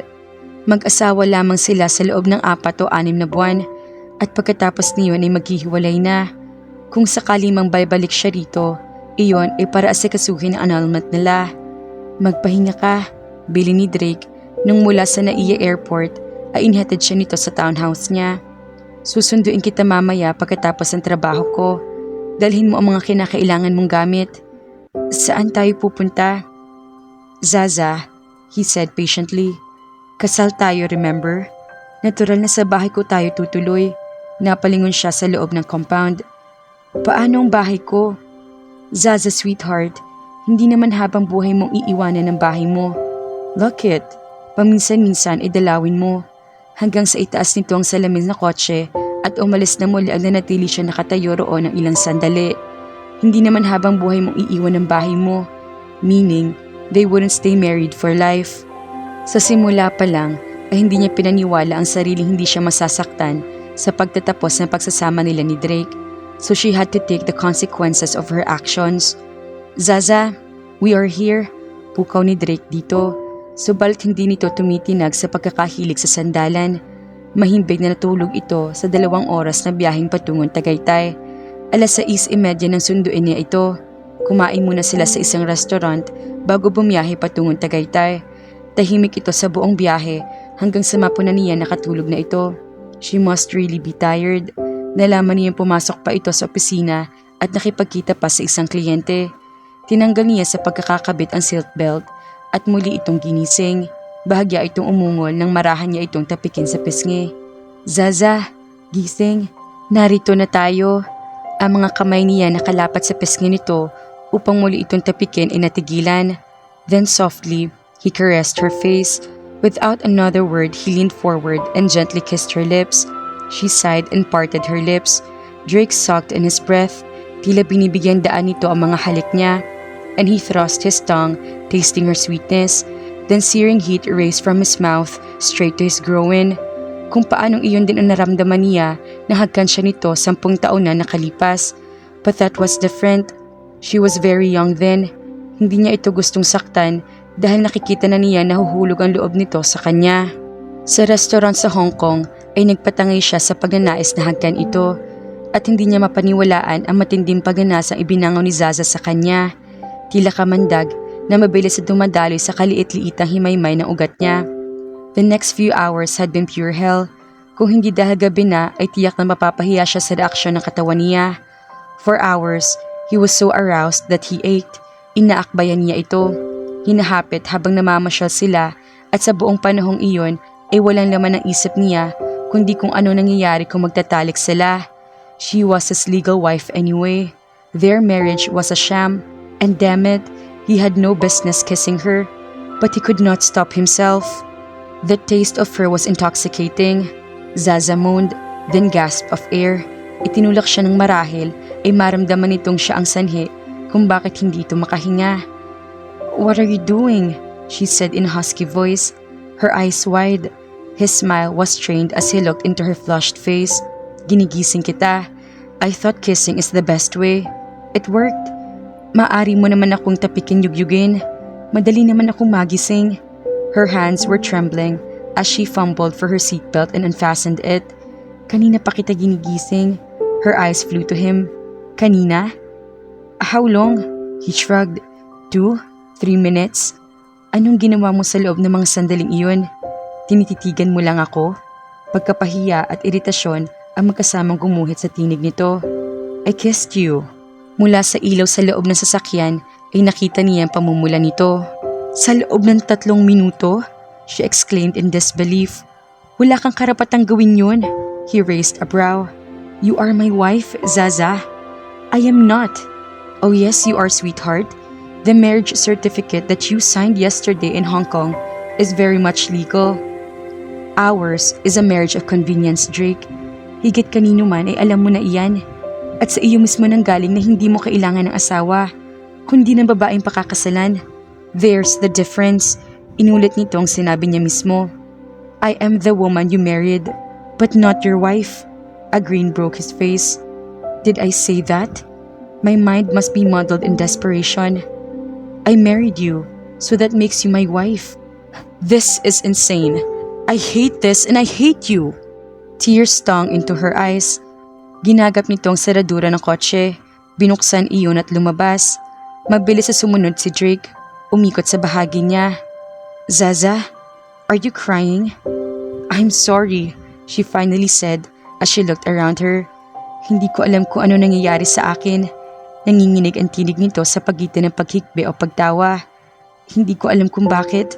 Just ignore me." "Are you having regrets?" "Yes, no." She raised her hands in the air in frustration. "It's just," she cleared her throat. "A wedding day should be joyous," she finished softly. "Nagpakasal tayo kahapon na tila tayo nagpipirmahan ng isang business deal. Pero iyon naman talaga iyon, diba?" Her voice broke. "Nasa akin ang checking patunay ng usapang ito." She sniffed and he sighed. "I'm sorry. I'm being selfish. I shouldn't have taken advantage by kissing you. But you are so irresistible, and I can't help myself." "No, you're not. Selfish, I mean. And it isn't about the kiss, really. Nasa akin ang problema. I am a dreamer. Kahit sa masamang panaginip, ay hindi ko inaasahang magpapakasal ako sa ganitong paraan. Not exactly the kind of wedding I want to tell my grandkids about. Oh, forget it, Drake. I'm being ridiculous. She tried to laugh, then she turned around her. Sa kauna-unahang pagkakataon, inapunan nito na sa labas sila ng malaking gate at sa loob ng gate na iyon ay isang 2 palapag na bahay. Ito na ba ang bahay niyo? Tumango siya. Lumakad si Zaza patungo sa gilid ng pader kung saan nagtatayugan ang mga damo. Dahil madilim ay hindi matanaw ang Taal Lake, gayunman nagkikislapan ng mga ilaw sa ibaba mula sa mga bahay na nasa paligid. Naghahalokip-kip ito upang protektahan ang sarili mula sa lamig ng hangin. Tagaytay is one of my favorite places in the world, she said. Gusto ko ang klima, and I like how the flowers bloom here. Mula sa kadiliman ng lake ay tumingala ito sa mabuting kalangitan. Mga bituing hindi na nila natatanaw kung nasa Maynila sila. Humakbang siya palapit dito. Niyakap niya ito mula sa likod. He felt her stiffen. It's cold, sweetheart. Kailangan mo ng init na nagmumula sa mga yakap ko. Marahas ang buntong hiningang pinakawalan nito. Gayon may nagpaubaya. My stepfather built this house as a gift to my mother when he married her 15 years ago. He enjoyed her in his arms.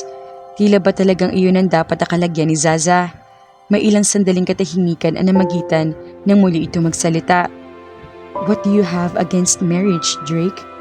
Nothing. I married you, didn't I? He wanted to bury his nose in her hair, kiss her nape and touch her breasts that were inches away from his hands. But he was afraid these moments to vanish. It was odd that he felt this way. That's different. Hindi mo gagawin iyon kung hindi dahil sa mama mo. And you're 31. You should have married a long time ago. May anak ka na dapat ngayon. Ikaw may ganoon din, sweetheart. Nilanghap niyang buhok nito. It smelled of shampoo. She sighed. Marahil ay may hinihintay ako. What are you waiting for, Zaza? Inalis nito ang kamay niya sa baywang nito at kumawala. At namangha siya sa naramdamang kahungkagan. Pinigil niya ang sariling kabigin itong muli. I said, I am a dreamer, Drake. I am waiting for love. At hindi pa dumarating iyon? He probed. Hindi ka nagkakaroon ng relasyon kahit minsan sa nakalipas sa 10 taon? Humakbang ito patungo sa gate. Nakakahiyamang aminin ay hindi pa. Hindi niya alam kung bakit ikinatuwa niya ang sagot nito. He walked towards her and pressed the buzzer. Ilang sandali pa binuksan ng hardinero, boy, driver ang gate. Initsa niya rito ang susi upang ipasok nito ang kotse at pagkatapos ay iginiya na si Zaza patungo sa bahay. Where's your mother? Tanong ni Zaza nang mapunang maliban sa hardinero boy at si Manang Luisa, ang housekeeper, ay wala ng iba pang tao sa bahay na iyon. Dahil kumain na sila sa daan, iminabuti ni Drake na magpahinga na sila. Bukas pa ng umaga ang dating ni Mama mula sa Boracay, Zaza. Wika nito at hinawakan siya sa likod ng braso. Come, I'll show you our bedroom. May 4 na silid sa itaas. Isa roon ay ang silid ni Drake. It had a semi-double bed. Ang carpet ay gray at wall-to-wall. May settee at coffee table. Ito ang silid ko kapag umuwi ako rito. At ito magiging silid natin kapag narito tayo. He said the last sentence with emphasis. Bukas pa naman darating ang mama mo. Di gamitin mo muna ang guest room. Humakbang siya patungo sa bintanang salamin at nakita niya natatanaw mula roon ang kanang bahagi ng lake. Don't be silly, Zaza, he said. Tinanggal ang necktie at hinagis iyon sa settee. Malalaman ni Manang Luisa kung hindi tayo magkasama rito sa silid at makakarating iyon kay mama. Lumakad ito patungo sa pinto. Magbihis ka at kung gusto mo mag-shower ay hayon ang banyo. May tatawagan lang ako sa ibaba. Nagmamadali niyang kinuha mula sa maleta niya ang gamit at nagmamadaling tinungo ang banyo para maligo. Hindi niya gustong abutin ni Drake na kasalukuyang naliligo. Subalit hanggang sa ipasya niyang mahiga ng bandang 11:00 ay hindi ito pumanhik. Nakatulugan na lang niya ang agam-agam. Nang muli siya magmulat ng mga mata ay sinag ng araw ang nakikita niya pumapasok sa bintanang salamin. Napasingha pa siya nang maramdamang may kamay na nakayakap sa kanya mula sa likod at nakadantay sa ibabang bahagi niya ang binti nito. Good morning, he whispered huskily. Marahas siyang kumuwala mula sa pagkakayakap nito. Bumangon at hinarap ito. Hubad ito maliban sa boxer shorts. Bahagya na niyan dinaanan ang tingin ng katawan nito at itinuon sa muka ang naniningkit na mga mata. Anong oras ka pumanhik at bakit dito ka natulog? She said indignantly. He grinned, a sexy grin that almost took her breath away. Wag nang isama pang matipunong katawan nito nakahantad sa kanya na tila katakam-takam na almusal sa umagang iyon. You look like a Victorian princess, sweetheart, he teased as he surveyed her with amusement. Pantulog na hanggang sakong at hanggang siko ang manggas. May ruffles ang collar na nakasakal sa leeg. Itinaas nito ang kamay at nilaro ang ruffle sa collar ng pantulog niya. At talaga ba nakabra ka kapag natutulog? Zaza could hear the laughter in his voice at naiirita siya. Kung alam kong dito ka matutulog, di sana sa sofa na lang ako. Ang akma niyang pagbaba sa kamay na awat ni Drake nang hilahin siya nito at muli siya napahiga sa mismong braso nito.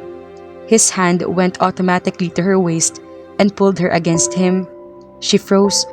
Ang mga kamay niya automatic lumapat sa dibdib nito upang harangin ang pagdidikit ng mga katawan nila. But it was a wrong move. Naramdaman niya ang mabilis sa pintig ng puso nito. Ganoon din ang nakakapasong init mula sa dibdib nito na nanulay patungo sa kalamnan niya. And when he pulled her closer and kissed her lips softly, nagpaubaya siya. She was melting. Her hand softly caressed his chest that William almost groaned. We're playing with fire here, aren't we? She said. The words came in a breathless rush. You are my wife. Sa papel lang, Drake. Hindi nito sinagot iyon. He gently cupped her neck and her lips collided with his in a searing kiss that spread through her like wildfire. Sweetheart, he whispered. The air seemed charged with something ready to ignite. This is crazy, Drake. Mahina niyang usal. Her mind telling her to stop, subalit ang puso niya ay kabaliktaran ng inuutos. Alam ko, sang-ayon ni Drake, subalit patuloy siyang hinahagkan. This time, he was planting soft kisses on her eyes, nose, cheeks, and chin. We should stop, bago pa mangyari ang bagay na pagsisisihan natin. I promise, sweetheart, hindi ako magsisisi. His hand cupped her breast and then muttered something about her wearing a bra. Napaigtat si Zaza sa ginawa nitong iyon. Ang sensasyong naramdaman ay tila kidlat na tumama sa kanya. Subalit nang ibabaw ang matinong kaisipan niya. Marahas itong kumawala at tumayo. That's easy for you to say, she said breathlessly. Pagdating ng panahong maghihiwalay tayo, ay ako magiging kawawa. Napakunot ang noo ni Drake. She avoided looking at his boxers. He was very much aroused. Kawawa? Paano mangyayari iyon? Gayong malaking halaga ang kapalit ng pagpapakasal natin ito, Zaza. In fact, kahapon ay naisip kong dagdagan ng 1 milyong ibinigay ko sa iyo sa pamamagitan ng pagbubukas ng bagong account sa pangalan mo. I will deposit another 4 million pesos. Unti-unti ang paggapang ng init sa mukha niya, kasama ang galit at kahihiyang nararamdaman. But she reined her temper. She had agreed to this business arrangement and she had in her possession the damned money. It isn't the money, Drake. Magiging separada ako. Some men wouldn't want another man's discard, she said. Kung iyon lang ang pinag-aalala mo, then I'll let you do the discarding. How's that? Drake said, grinning at her. Come back to bed, sweetheart. She was melting already and was ready to jump back to bed with him. Nang isang malakas na busina mula sa harap ng bahay ang nagpaigtat kay Zaza. Napadungaw siya sa bintana. Mula sa itaas ay isang van na pumapasok sa gate na binuksan ng boy. Siguro ang nanay mo, anito, at nagmamadaling pumasok sa banyo. Maliligo na ako. Bihis na siya nang muling pumasok sa silid si Drake. Nakapaligo at nakapagbihis na rin ito. Marahil ay ginamit ito ang banyo sa guest room. Ngumiti ito sa kanya at bumilis ang tibok ng puso niya. Halika at i-meet mo ang aking ina. His arm went around her. I hate this, Drake, sabi niya sa tense na boses. Pretending to be something I am not. Lying, being married. We are not pretending, Zaza. Medyo matigas sa sabi nito. Hindi rin tayo nagsisinungaling. Mag-asawa tayong totoo. And I wish you won't give up on me. Not this time. Pagkatapos nito ay, nothing. I don't want to hear any promises from you. Kapag naisali mo na sa mama mo ang lahat na nararapat para sa kanya, tapos na rin ang palabas. I don't think I can stand the pressure. We agreed to stay married for 6 months. Keep your part of the bargain, Zaza. She sighed. She knew he was right. Meekly, nagpakaaklay siya rito pababa ng hagdan. Nasa gitna na sila ng sala nang matanaw ni Drake si Manang Luisa. Nasa silid ba niya si Mama Manang? Nasa terasa sa likuran, Drake. Sagot nito. Nakahanda na rin doon ang almusal ninyo. Sa kabila ng glass doors ay ang teresa na nakatanaw sa kagandahan ng Bulkang Taal. Nakatayo sa may railings ay isang matandang babaeng sa tansya ni Zaza ay nasa 55 ang edad. Her hair was styled short and dyed in reddish brown. Nang maramdaman nitong paglabas nila ay lumingon ito at isang matamis na ngiting sumilay sa mga labi nito. How's the newlyweds? This is my wife, Mama. Si Esperanza. Sweetheart, si Mama. At Mama mo na rin ngayon. How are you, ma'am? Hinagkan niya ito sa pisngi. Have never been better, Iha. Lalo na ngayon nakatagpo na ni Drake ang kakasamahin niya sa habang buhay. Sinuri siya nito ng tingin at nasisiyahang ngumiti. Why? You're tall and pretty. Mahusay pumili itong anak ko. Hinawakan nito si Zaza sa braso at niyayang maupo sila sa naroroong wicker chairs na nakapaligid sa kwadradong mesa na yari din sa ratan. Sa ibabaw ng mesa ay nakalatag ang almusal. Ito mismo ang nagsali ng kape sa tasa nilang mag-asawa. How's your mother, Iha? Kailan mo ipakikilala sa akin si Balae? Nasa Germany po, ma'am. Manganganak kasi ang sister-in-law ko anytime next month. How lucky can she get? May panininghili sa tinig nito. Sandali na lang at makikita na niya ang apo niya.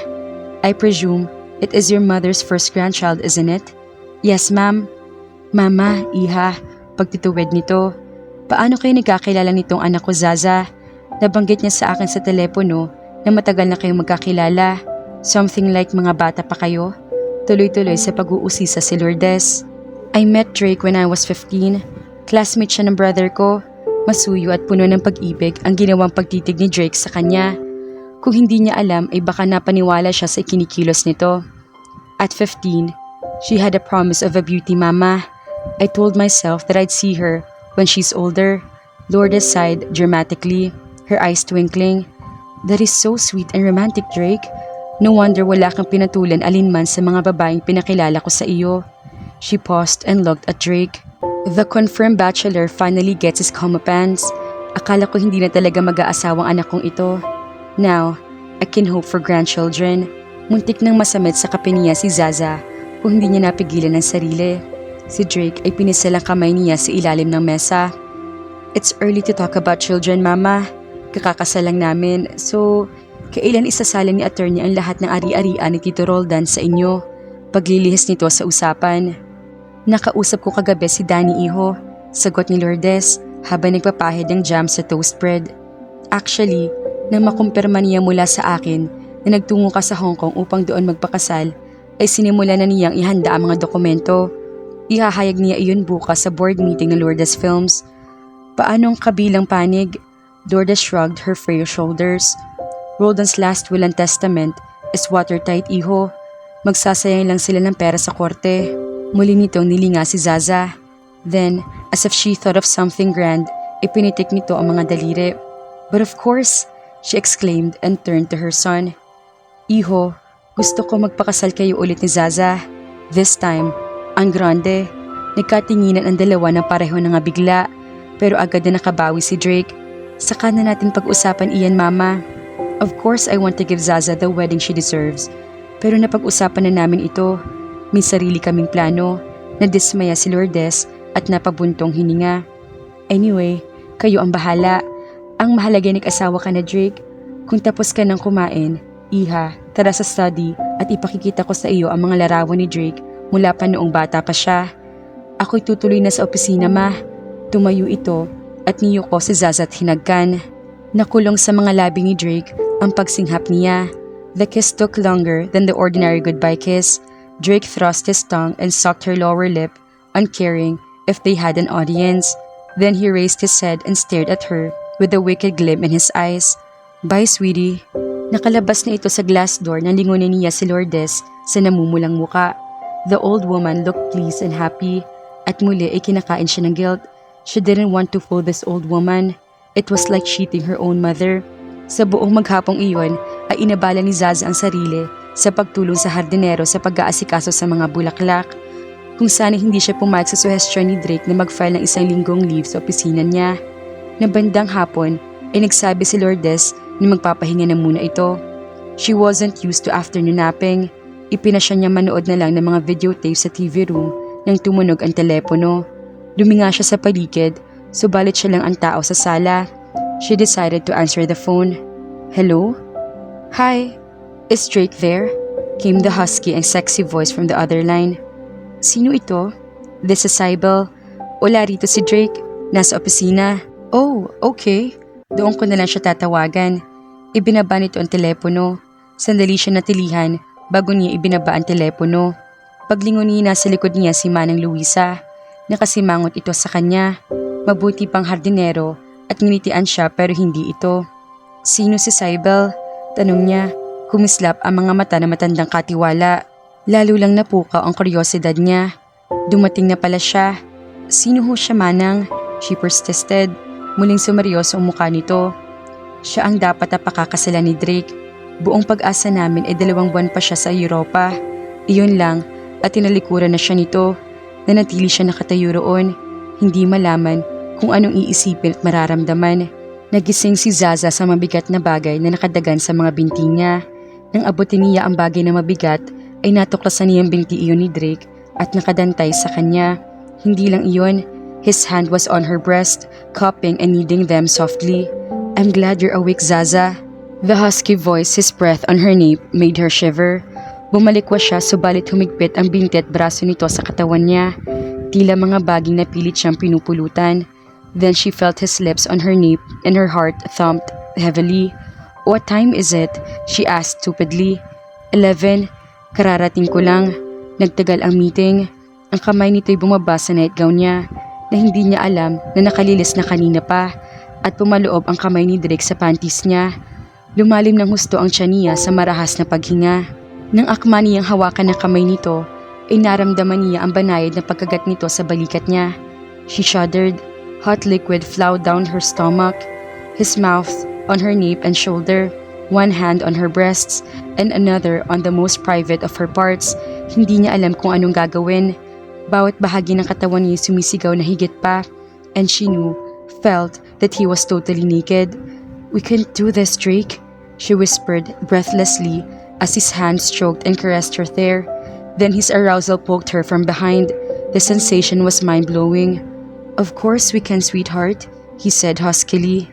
Ang ginagawa ng kamay nito sa pagitan ng mga binti niya ay halos mapagpugto ng hininga niya.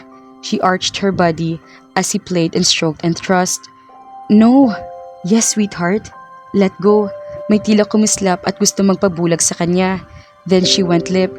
At bago pa man siya makabawi sa lahat ng iyon, ay itinihaya siya ni Drake.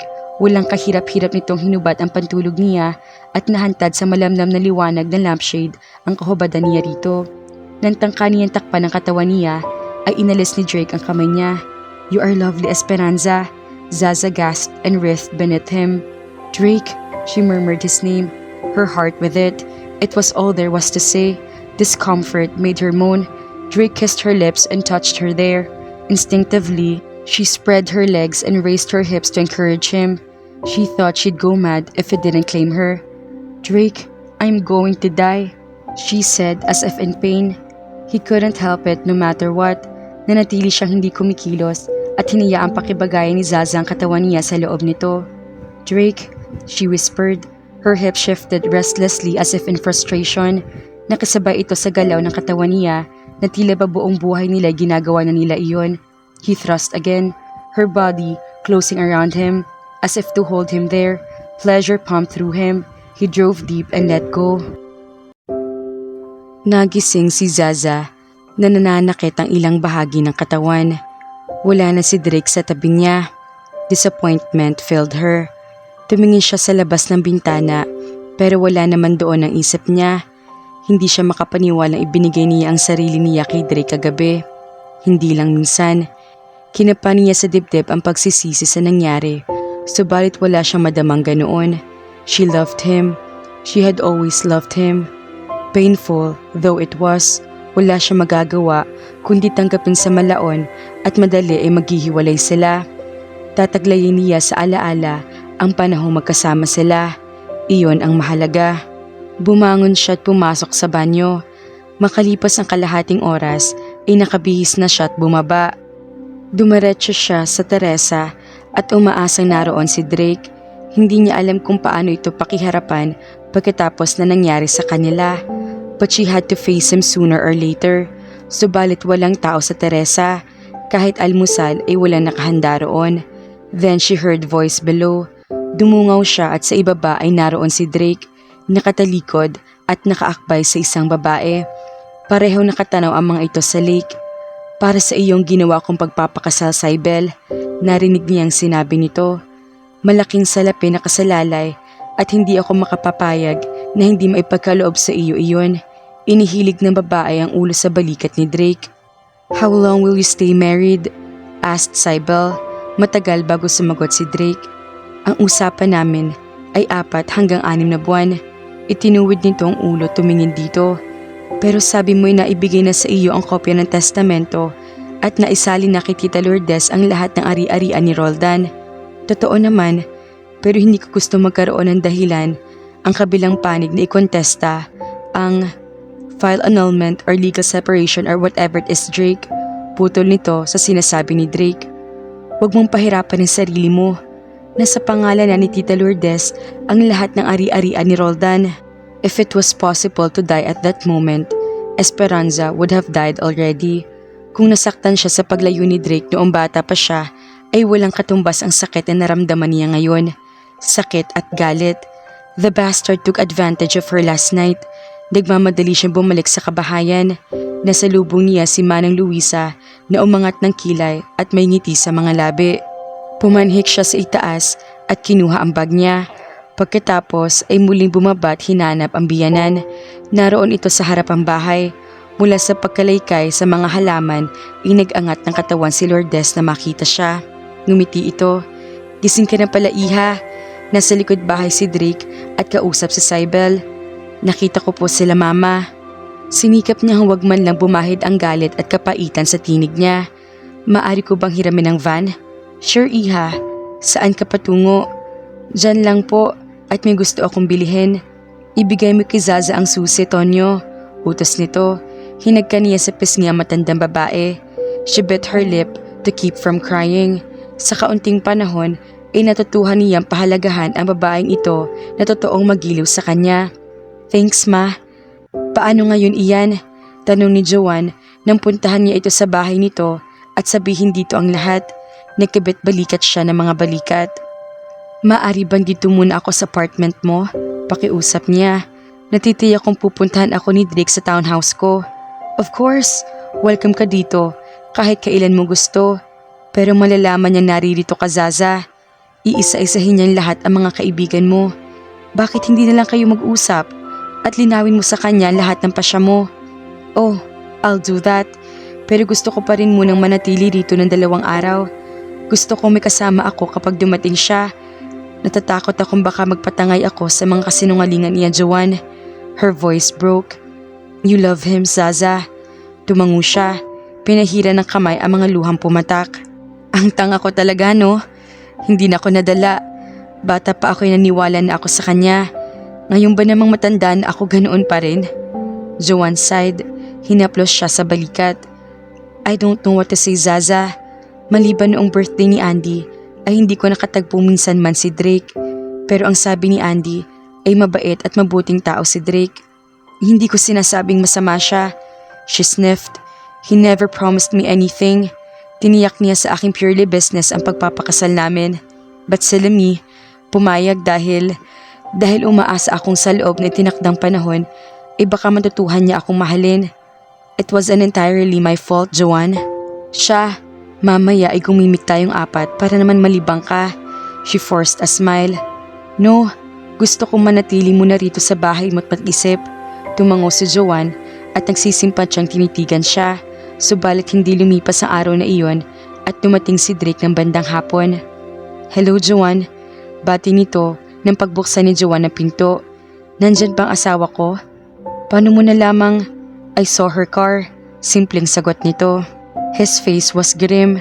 Ang mga mata nito'y sinuri ang kabahayan sa pagitan ng pintong hindi pa gaano nabuksan. Please come in. Tatawagin ko si Zaza. Pag-ikot nito'y naroroon na si Zaza sa may puno ng hagdan. Anong ibig sabihin nito, Esperanza? Drake asked angrily. Si Joanne ay matitiktikang iniwan sila. Pati ang mama ay nag-aalala sa iyo ng tanghali na hindi ka pa bumabalik.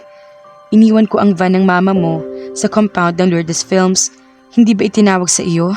Kalmante niyang sagot habang humahakbang palapit dito. Fuck the van, he roared. Bakit ka umalis? Kinabahan siya pero sinikap niyang huwag ipahalata iyon. I want out, Drake. Ayoko ng ganito. Hindi ko kayang tumagal sa kasinungalingan. Tutal, ay nasa mama mo na lahat ng ari-arian ng stepfather mo. May kasunduan tayo, Zaza. Paalala nito. His jaw tightened in controlled anger. Mula sa bulsa niya ay ibinigay niya rito ang checking hati sa gitna. Here's your check, Drake. I don't need that. I never had any need of that. May ilang sandaling nawala nang sasabihin si Drake. Nakatitig lang sa checking, hindi naman ito inaabot. Ibinagsak niya iyon sa sahig. Are you doing this because of what happened last night? He said softly, and something indefinable crossed his eyes. Something like longing. At muntik nang mapabunghalit ng iyak si Zaza kung hindi niya pinigil ang sarili.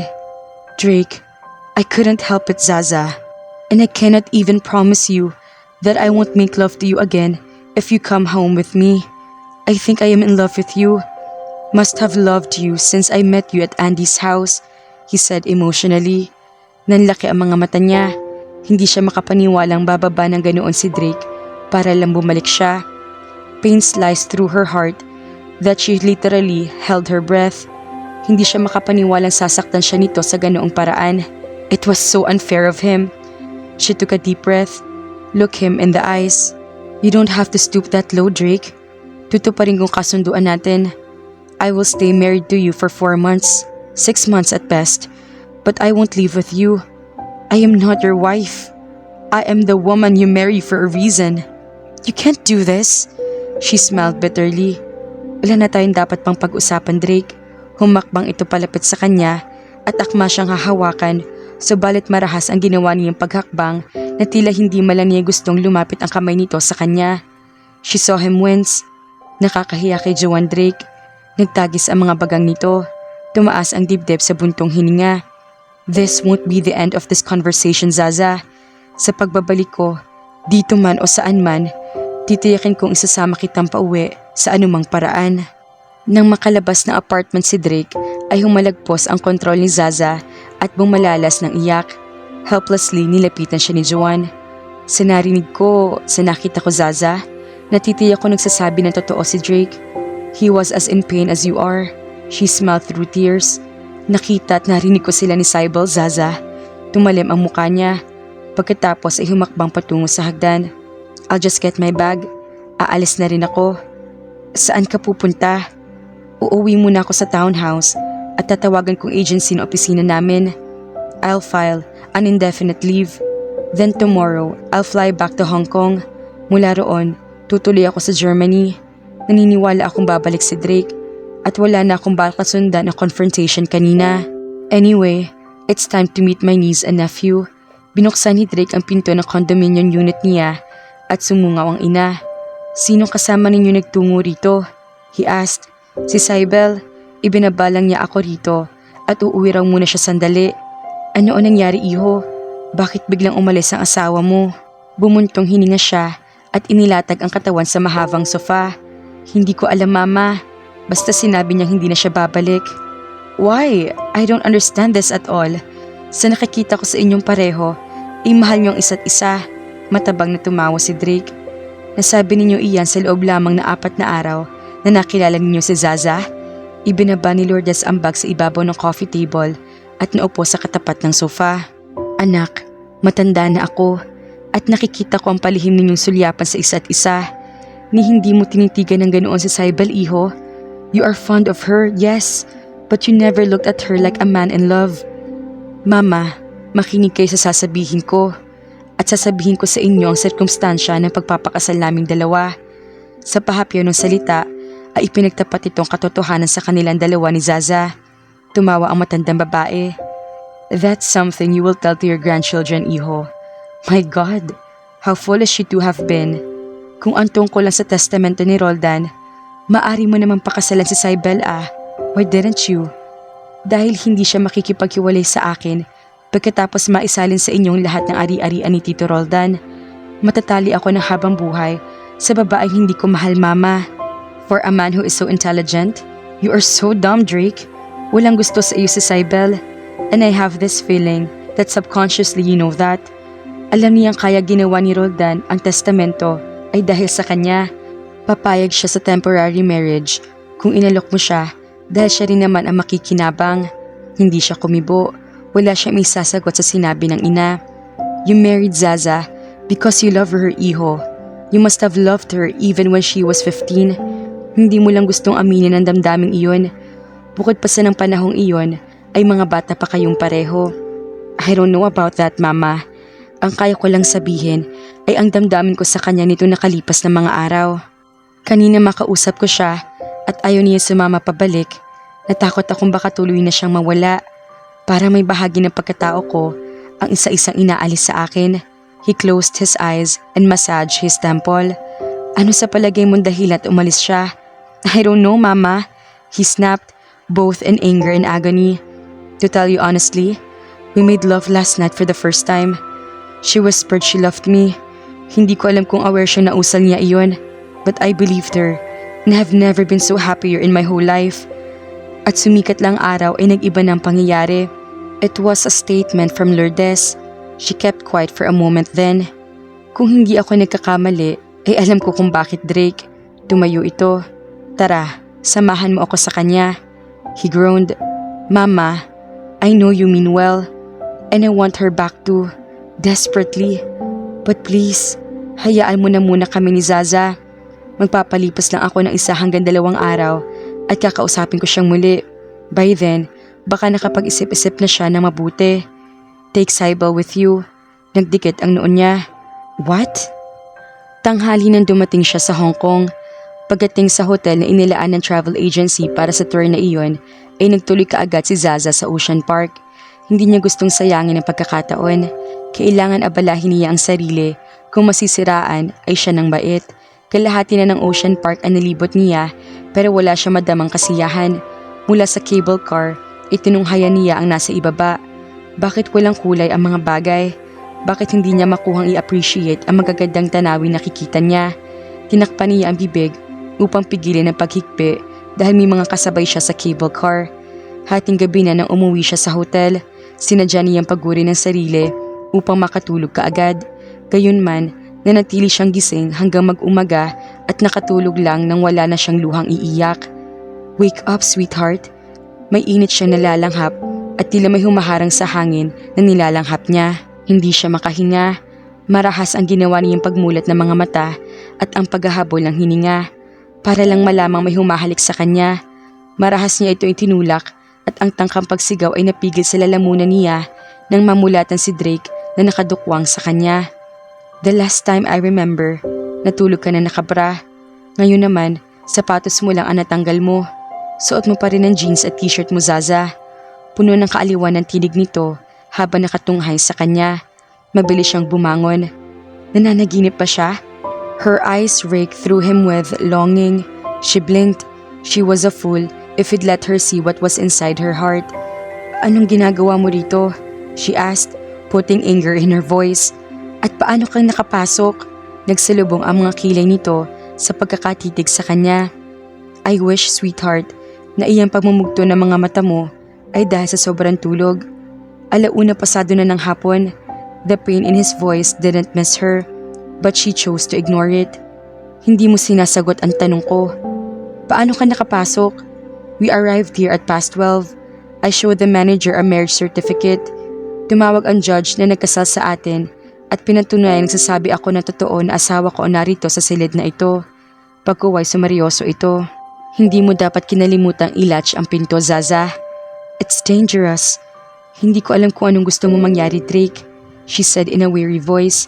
Akma siyang tatayo na may magdaan sa isip. You said we.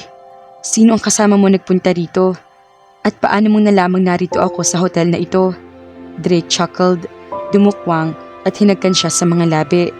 Itinulak niya ito bago pa siya bumigay. Isa-isa lang ang tanong, sweetheart. Hindi imposible kung paano ko nalamang naririto ka sa hotel na ito. Sinabi sa akin ni Joanne kung aling agency ang ginamit mo. Traitor. Huwag mong sisihin si Joanne. Pinilit ko siyang kasama si Andy. Besides, naniniwala siyang mahal kita. Nanlisik ang mga matang tinitigan niya ito.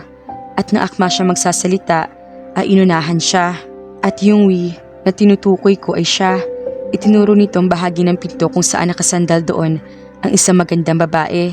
Napasinghap siya ni hindi niya napunang naroroon ito mula pa kanina. Hi Zaza, the woman said huskily. The kind of voice that Zaza would kill to have. Hindi tayo nagkaroon ng pagkakataong magkakilala noong dumating tayo sa Tagaytay. Manghang pinaglipat-lipat niya ang tingin kay Drake at kay Cybele. Iba't ibang damdamin ang nagpupumigla sa dibdib niya. Isa na roon ang galit. But before she could utter a word, Cybele spoke first. Has your husband told you that I am Roldan's daughter? She sucked her breath. She was gaping at them like fish out of water. Nilingon niya si Drake na nakangiti. She opened her mouth to speak but no words came. Sa nakikita ko, ay malamang na nakaligta ang sabihin nitong lalaking ito. She looked at Drake and gave him a lopsided smile. Albeit overview, brother. Tawagan mo ako kapag maayos na ang lahat. Amused eyes turned to Zaza. Siyaw hipag. Hanggang sa makalabas si Cybele ay nanatiling nakatitig sa pinto si Zaza. Close your mouth, Esperanza. Baka mapasukan ng langaw. Sapat na iyon upang lingunin niya ito. Her eyes flashing fire. Anong ibig sabihin ng lahat na ito, Drake? Pinaglalaruan niyo ba ako? Ang mahal namang laro niyan. Sinagot kong pamasahe ng babaeng iyon, ha? He said grinning. Plus, hindi babalik ng Pilipinas iyon kung hindi niyo nalilibot ang lahat ng designer shop dito sa Hong Kong. All charged to my account. At dahil sa overview ang tuloy niyon, dapat ay kabahan na ako. Sumandal siya sa headboard ng kama. Hindi niya alam kung anong sasabihin at iisipin. Lumundo ang kutsyon na maupo si Drake. He raised her face to him. Narinig mo ang usapan namin ni Cybele sa garden? He asked softly. Hindi siya sumagot at umiwas ng tingin. Ibinalik ni Drake ang mukha niya paharap dito. Tell me the truth, Zaza, he said softly. Do you love me? Sukat doon ay humulagpos ang lahat ng sama ng loob niya. Pinagsusuntok ito sa dibdib kasabay ng malakas na iyak.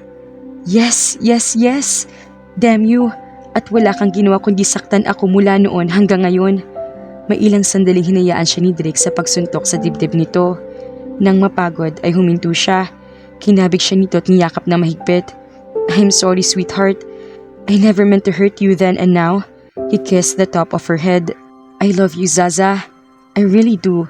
Kung alam mo lang kung paano ko natakot na sabihin mong hindi ka na babalik sa atin. She raised teary eyes at him. You love me? Really? Really and truly? Cross my heart and hope to die. He smiled lovingly. When? Why? Nakibit ito ng balikat. Noon, kahapon, ngayon? Hindi ko alam, Zaza. Ang alam ko'y mahal kita. Sabi nga ni Mama, baka noon pa kita mahal at hindi ko lang maamin sa sarili ko dahil bata ka pa. That might be true. Who knows? Tulad nga ng lyrics ng kantang isinayaw natin noon ng Valentine's party niyo. Fools give you reason. Wise men never try. Happiness flooded her.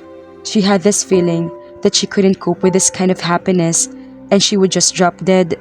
I am sorry I jumped into conclusions, Drake, she said regretfully.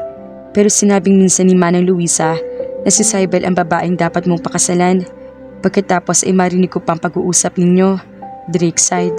Kaya ginawa ni Tito Roldan ang habiling iyon sa testamento niya ay dahil gusto niyang pakasalan ko sa Cybele. Hindi lang niya gustong idiretso sa akin dahil alam niyang tatanggi ako. Ginamit niya si Mama at ang mamanahin ni Roldan. Anong ibig mong sabihin? Anak ba si Cybele ng unang pamilya ng stepfather mo? Umiling si Drake kasabay ng malalim na paghinga. My stepfather was a chronic womanizer, Zaza. At kung sino nakakaalam kung sino sa mga naging babae ang naanakan niya, unless they come forward, ang mother ni Cybele ay ang vice president ng Lourdes Films. She's a good woman.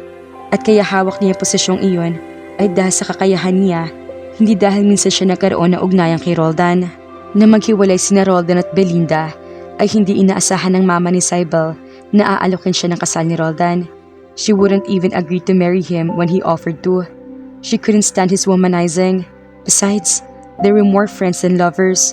Alam ni Mrs. Ilaga na si Mama ang totoong pag-ibig ni Tito Roldan mula noon hanggang sa sandaling namatay ito. Ano naging kinalaman ng Mama ni Cybele? Kasama nakatali ang mana na mag-iinang Mrs. Ilagan at Cybele at ng iba pang matatandang tauhan sa Lourdes Films sa kondisyon na kailangan ko mag-asawa upang mauwi sa mama at sa kanila ang mga ari-arian ni Tito Roldan. Ginawa ng stepfather kong kondisyon iyon sa pag-asam si Cybele ang pakakasalan ko. Bakit hindi siya inalok mo? Nasabi mo sa akin minsan na kung tatanggi ako ay si Cybele ang pakakasalan mo. Jealousy lanced through her heart. Hinabig siya nito. Ayoko nang isipin iyon, Zaza. Pero kung hindi ka pumayag, ay baka nga mapilitan kami magpakasal sa isa't isa. Pero iyon lang yun. Pagkatapos ng mga legalities, we will file annulment. Hindi pa naman natutuyo ang tinta sa mga dokumento. She's lovely, Drake. At wala kayong blood relation. Totoo naman, he agreed. Pero magkababata kami at mahal ko siya bilang kapatid. My mother adored her like she was her own. Lumaki si Cybele sa 2 bahay, Zaza. Sa Tagaytay at sa mommy niya. She is lucky for having 2 mothers who both love her. Oh, she is. At alam niya iyon at ginagamit niyang bentahe. He laughed. Pagkatapos ay muli nitong itinaas ang mukha niya tinitigan. Pupunta tayo ng mainland China bukas, sweetheart. At mula roon ay tutuloy tayo ng Germany. Natitaya ko hindi nila alam ng mommy at kuya mo ang tungkol sa atin. Oh, Drake, natitaya ko matutuwa sila. Inihilig niya ang ulo sa dibdib nito nang bigla mag-angat siya ng muka. Anong ginagawa mo? Isn't it obvious? Naguhubad ka. Drake laughed as excitement raced through her veins. Salamat mga ka-felicidad. Sana nagustuhan niyo ang aming kwento. Ingat at God bless po sa ating lahat. Hanggang sa susunod. Shoutout po kina Nuray ni Aini at Jerilyn Tagumaya. Maraming salamat po.